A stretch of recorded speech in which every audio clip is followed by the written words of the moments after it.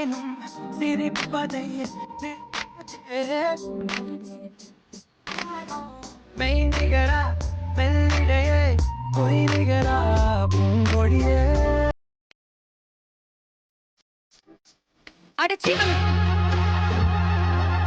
உன் ஃப்ரெண்டு கிட்ட என்னை பத்தி கேவலமா சொல்லிட்டு இங்க வந்து அரசியா அழகேன்னு பாடிட்டு இருக்கியா? உன் மூஞ்சில முழிக்கவே எனக்கு பிடிக்கல. ஒரேடியா போயிடு, இல்லனா நான் இருக்கிற கோவத்துக்கு அப்படியே ஒன்னு சாவடிச்சு பாத்துக்கோ. சீ. மீரா மீரா மீரா மீரா மீரா, நீ அப்படிலாம் சொல்லக்கூடாது மீரா. என்ன பார்த்தா கண் இல்லாத மாதிரியா தெரியுது, இல்ல கண் இருந்து பார்வை இல்லாத மாதிரியா தெரியுது? மீரா, உன்ன மாதிரி ஒரு அழகிய அழகின்னு சொன்னாதான் தப்பு. ஆனா பேரழகிய போய் நான் அழகின்னு சொல்வேனா? மீரா, அப்புறம் என்ன டேஷுக்கு நீ சொன்னதா சொல்லி உன் ஃப்ரெண்டு சொன்னா?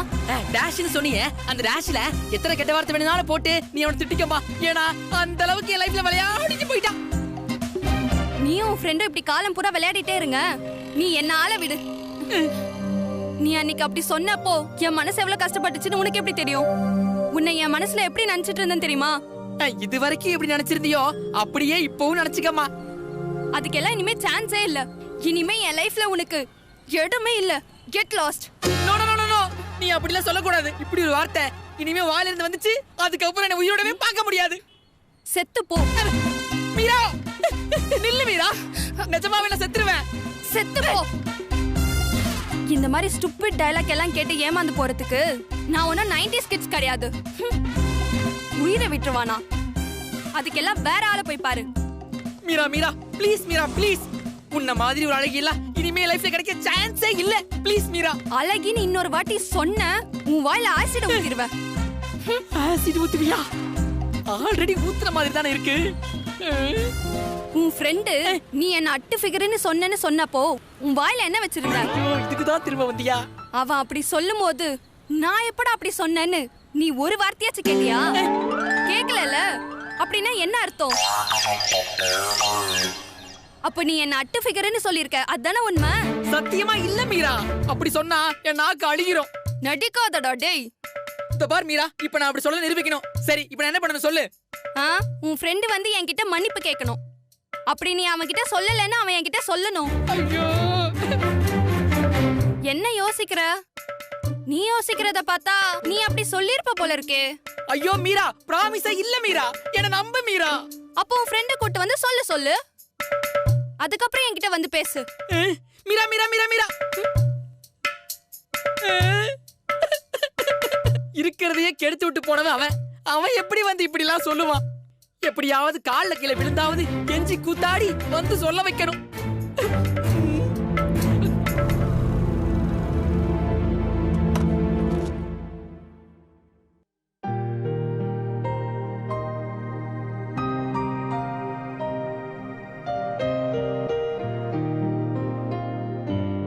மாப்ள மாப்ள வாடா. இந்தா நீ கேட்ட செக் புக்கு.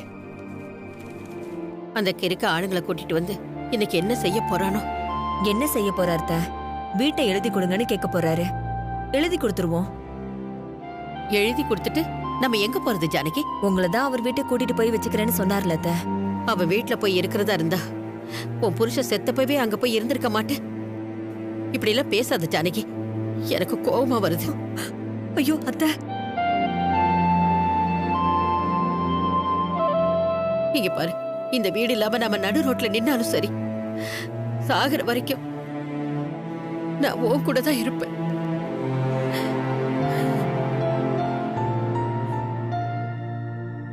யாரு ரோட்ல நிக்கணும், எதுக்கு நிக்கணும்? அதுக்கான வேலையே இங்க இல்ல.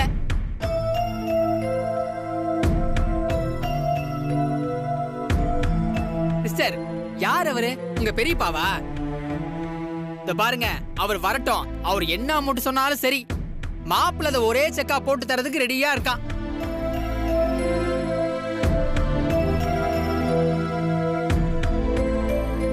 டோன்ட் வரி, வீடு நம்மளுக்கு தான். அதை காலி பண்ணணுங்கிற பேச்சுக்கே இடம் இல்ல. மாப்பிள்ள அதெல்லாம் ஒண்ணு வேணாம், நம்ம வீட்டை எழுதி கொடுத்துடலாம். அத்தை, மாப்பிள்ளன்னு கூப்பிடுறீங்க, ஆனா அது மனசுல இருந்து கூப்பிடுற மாதிரி தெரியல அத்தை.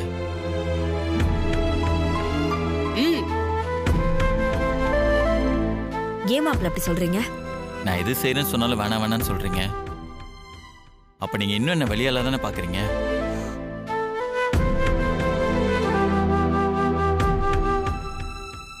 இதை பாருங்க அத்தை, பையன் இல்லாத வீடு, மாப்பிள்ளை நீ தான் மகனா இருக்கணும் எங்க அப்பா என்கிட்ட சொல்லியிருக்காரு. நான் அவங்க எல்லாரையும் அப்படித்தான் நினைக்கிறேன்.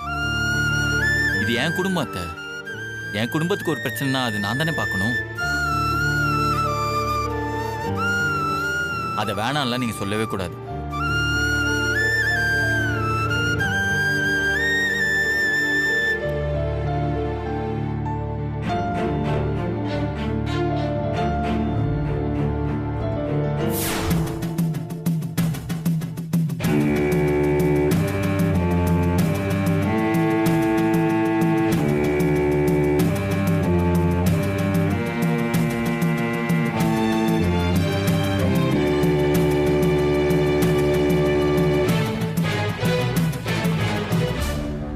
சமரசம் பேசணும்னா அதுக்குன்னு ஒரு விதி இருக்கு.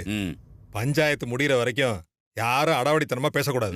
அப்படி பேசினா ஆப்போசிட் பார்ட்டிக்கு தான் தீர்ப்பு சொல்லுவோம். இத முதல்ல சொல்லிட்டோம்.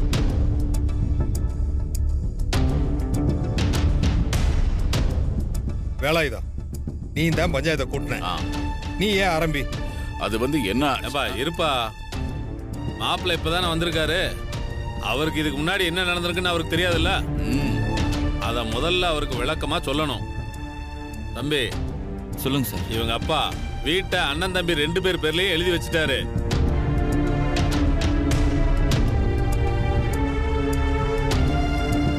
ஆனா அவர் எழுதி வச்ச உயில் படி 3 தலைமுறைக்கு பின்னாடி தான் யாருக்காவது இந்த வீட்டை விற்க முடியும். அதையும் மீறி அண்ணன் தம்பி ஆசைப்பட்டா அண்ணன் தம்பிக்கோ தம்பி அண்ணனுக்கோ எழுதி கொடுத்தரலாம். ஆனா 3வது பார்ட்டிக்கு இந்த வீட்டை யாரும் விற்க முடியாது.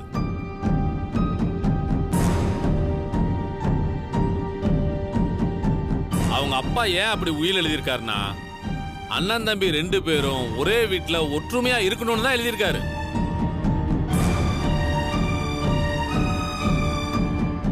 ஆனா வேலாயுதம் கடைக்கும் வீட்டுக்கும் தூரமா இருக்கிறதுனால வேலாயுதம் அங்கேயே தங்கிட்டாரு. அதனால வீட்டை விட்டு போயிட்டாரு. ஆனா அவர் தம்பி செத்ததுக்கு அப்புறம் இந்த வீட்டை பத்தி பேச்சு வந்தப்போ நாங்க தான் வந்து பஞ்சாயத்து பேசணும்.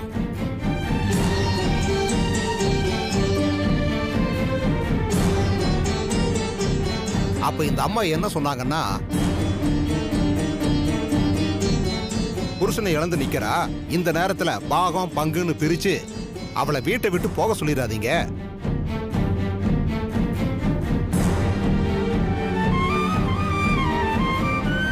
என் மூத்த புள்ள பேரு தான் கெட்டு போகும்னு சொன்னாங்க. அதனால அவ இந்த வீட்லயே இருக்கட்டும், அப்புறமா பேசிக்கலாம்னு சொல்லிட்டாங்க.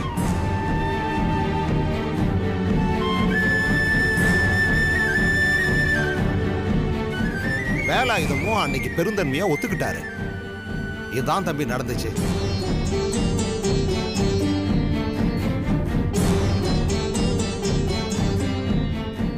இப்ப என்னன்னா, வேலாயுதமே வீட்டை வாங்கிக்கிறேன்னு சொல்றாரு.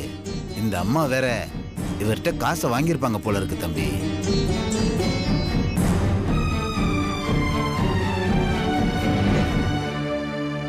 இப்ப இந்த வீட்டுக்கு மொத்தமா ஒரு விலை போட்டு இவருக்கு வர வேண்டியது எவ்வளவு வரணுமோ அதை கழிச்சுக்கிட்டு மீதி அவர் தர்றேன்னு சொல்லிட்டாரு.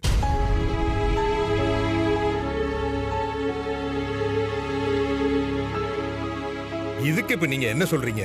சார், இது இவங்க வாழ்ந்த வீடு. அதுவும் இவங்க ஹஸ்பண்டோட நினைப்பா இவங்களுக்கு இருக்கிறது இந்த வீடு மட்டும்தான். ஒண்ணு, இவங்களுக்கு அப்புறமா இந்த வீடை முழுசா இவரே எடுத்துக்கிட்டோம். ஒரு பைசா கூட இவரு இவங்களுக்கு கொடுக்க வேணாம். அந்த பேச்சுக்கே இடம் இல்ல. புருஷன் வாழ்ந்த வீடுன்னு இவங்க அடம் பிடிக்கிறாங்க. அப்புறம் அம்மா வாழ்ந்த வீடுன்னு பொண்ணு அடம் பிடிக்கும். இதெல்லாம் சரிப்பட்டு வராது.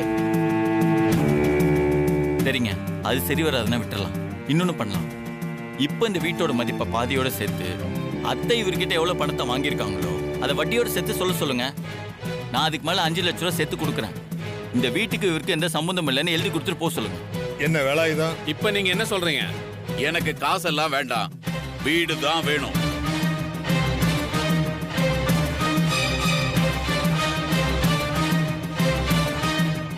இருபது வருஷத்துக்கு முன்னாடி வீட கேட்டப்போ ஒரு வார்த்தை நான் பேசியிருப்பேனா?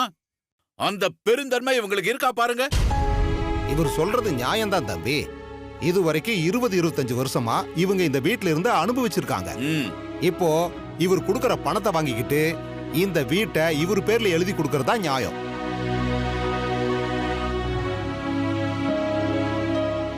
வேலாயுதம், உன் கணக்கு வழக்கெல்லாம் சொல்லு.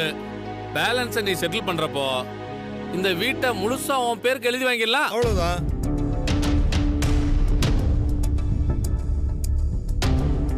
பழைய வீடுங்கிறதுனால பில்டிங்க்கு மதிப்பில்ல,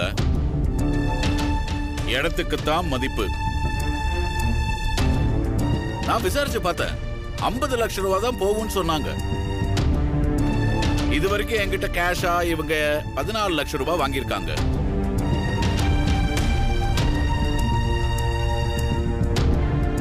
அது போக வாடகை கணக்குன்னு பார்த்தா ஒரு 12 லட்சம் ரூபாய் வரும். வாடகையா? ஆமா ஆமா தம்பி, பொது சொத்துன்னா 2 பேர்ல யாருமே குடியிருக்காம பொதுவா ஒருத்தருக்கு வாடகைக்கு விட்டு அந்த காசை 2ஆ தான் பிரிச்சுக்கணும்.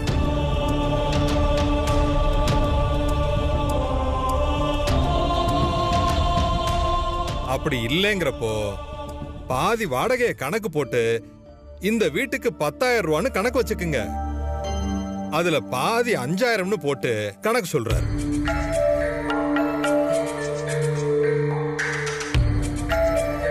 பதினாலு 12ன்னு 26 லட்சம் ரூபாய் வருது. நான் இவங்களுக்கு கொடுக்க வேண்டியது 25 லட்சம் ரூபாய் தான். இப்ப இவங்க தான் எனக்கு 1 லட்சம் ரூபாய் தரணும். பரவாயில்ல, தம்பி ஃபேமிலி தானேன்னு விட்டு கொடுத்துடுறேன். எப்ப வீட்டை காலி பண்றாங்க, எப்ப பத்திரத்தை எனக்கு எழுதி கொடுக்க போறாங்கன்னு எனக்கு கேட்டு சொல்லுங்க.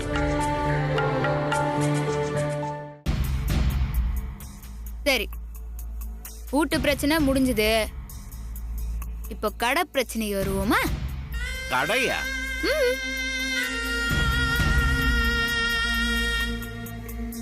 உங்க அப்பா, என் தாத்தா இந்த வீட்டை மட்டும் உங்க 2 பேர் பேர்ல எழுதி வைக்கல. நீங்க வச்சிருக்கீங்களா ஒரு கடை, அதையும் தான் எழுதி வச்சுக்கிறாரு. அது உங்க அப்பா தான் ஒர்க் ஷாப்பை வச்சுக்கிட்டு தனியா போயிட்டாருல, அப்புறம் இதுல வந்து பங்கு கேக்குறீங்க? எங்க அப்பா அவரா சொந்தமா உழைச்சு அந்த ஒர்க் ஷாப்பை வச்சுக்கினாரு. ஆனா மளிகை கடையில அவருக்கும் பங்கு இருக்குதுல்ல, அது எங்களுக்கும் வரணும்ல. அதுல என்னோட உழைப்பு இருக்கு. நான் அப்படி உழைச்சு அந்த கடையை இன்னி வரைக்கும் பத்திரமா பாத்துக்கிட்டு இருக்கேன். ஐயா, அதெல்லாம் யாருமே இல்லைன்னு சொல்லிய பெரியப்பா.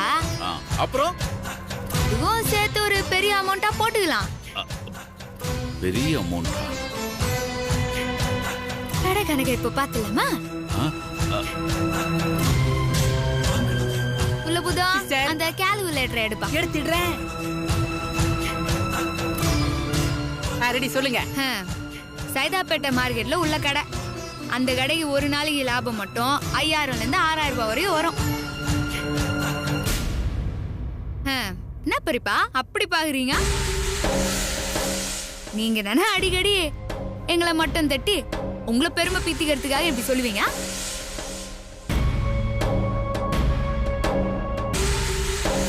நம்ம ஒரு 5000 வச்சுப்போமே. அப்போ ஒரு மாசத்துக்கு எவ்வளவு ஆச்சு கொடுக்குதோ? 5000 × 30 = 1.5 லட்சம். அப்போ ஒரு வருஷத்துக்கு? ஒரு வருஷத்துக்கு 18 லட்சம் ரூபாய். அப்போ 20 வருஷத்துக்கு?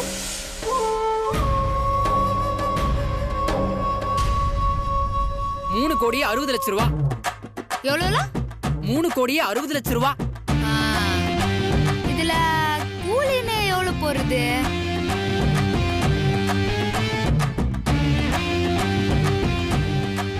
சரி, பெரியப்பாங்கிறதுனால ஒரு பெரிய அமௌண்டாவே போட்டுருவோம்.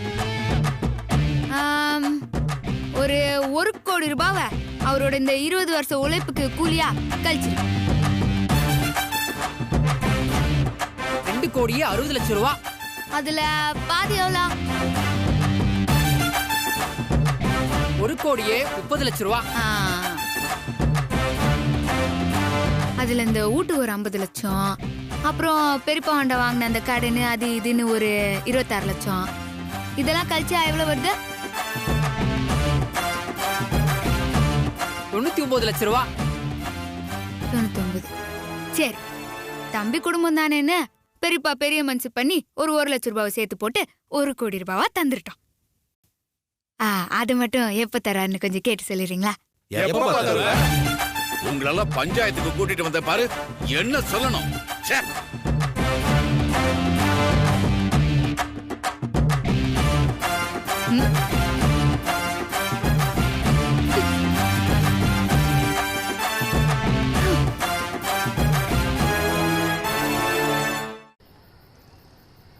அடச்ச, இந்த பிரபுவுக்கு எப்ப பார்த்தாலும் இதே வேலையா போச்சு. அன்டைம்ல கால் பண்ணி கூப்பிட வேண்டியது, அவனோட பிரச்சனையெல்லாம் சொல்லி நம்ம கிட்ட புலம்ப வேண்டியது, அவன் பிரச்சனையெல்லாம் முடிஞ்சதும் நம்மள அம்போன்னு கழட்டி விட்டு போயிட வேண்டியது. இன்னைக்கு அவன் வரட்டும், இந்த மாதிரி பர்சனல் வேலைக்கெல்லாம் என்ன யூஸ் பண்ணாதன்னு ஸ்ட்ராங்கா சொல்லிடணும். கோவப்பட்டு பேசிடாத, அப்புறம் பூவாக்கு சிங்கிதான் அடிக்கணும். இல்லடி பெக்கர், டாய் இப்ப நீ எதுக்கு சிரிக்கிறேன்னு தெரிஞ்சுக்கலாமா?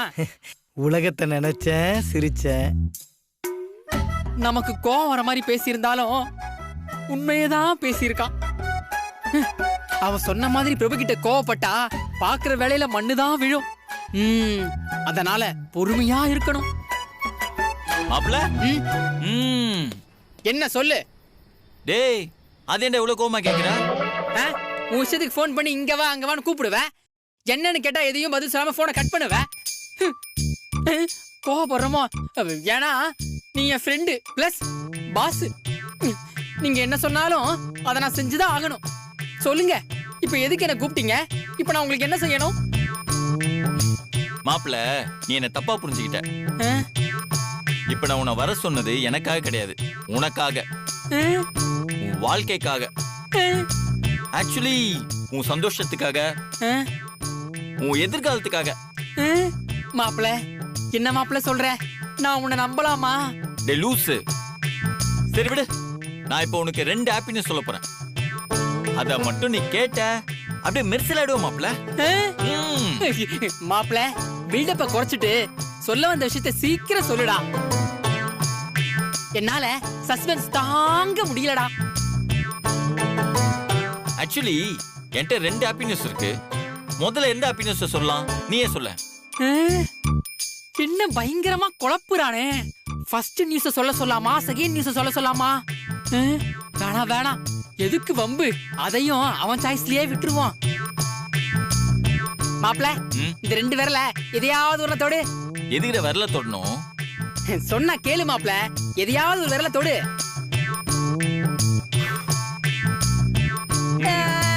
Okay okay, take it. Second happy news first சொல்லு மாப்ள. கன்ஃபார்ம் தானே? Double confirm. ஷூர் தானே? Double sure. चलो लॉक करो, फिक्स करो. கண்ணு மூடுங்க.